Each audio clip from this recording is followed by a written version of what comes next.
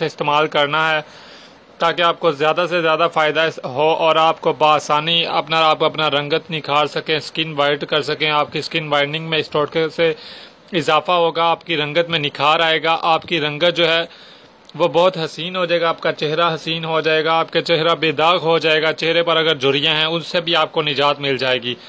इस टोटके के अज़्ज़ा जो हैं वो ये हैं कि इस टोटके के लिए हमें पहले तो सबसे पहले हमें दूध चाहिए। वो हम दूध लेते हैं, तकरीबन हमने 1 से हाफ से 1 चम्मच दूध लेना है और हाँ, उसके बाद हमने बेसन जो है वो लेना है तकरीबन आधी चम्मच।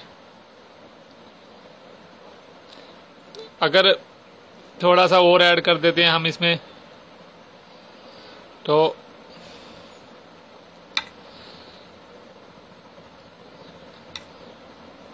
अभी जो ये हमने बेसन और दूध को मिला लिया है, ये बेसन और मिल्क का जो है ये पेस्ट है। ये पेस्ट को हम गाढ़ा करने के लिए इसमें और बेसन भी मिलाएंगे। हमने इतना बेसन मिलाना है कि इसका पेस्ट जो है वो गाढ़ा हो जाए। लेकिन पेस्ट को बनाने से पहले हम 1 लीमू का रस निचोड़ लेते हैं, ताकि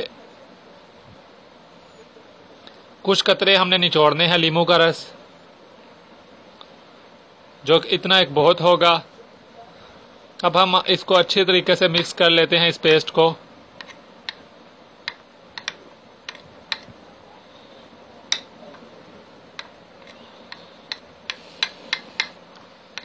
यह पेस्ट तैयार है। इसे अगर हम थोड़ा सा मज़ीद गाढ़ा बनाना चाहते हैं तो इसमें थोड़ा सा बेसन और ऐड कर दें तो ये मज़ीद गाढ़ा हो जाएगा। ये बहुत ज़बरदस्त पेस्ट है। इसे पेस्ट को ऐसे ही बनाना है। इस पेस्ट को बनाकर चेहरे पर तकरीबन 15 मिनट लगा रहने दें।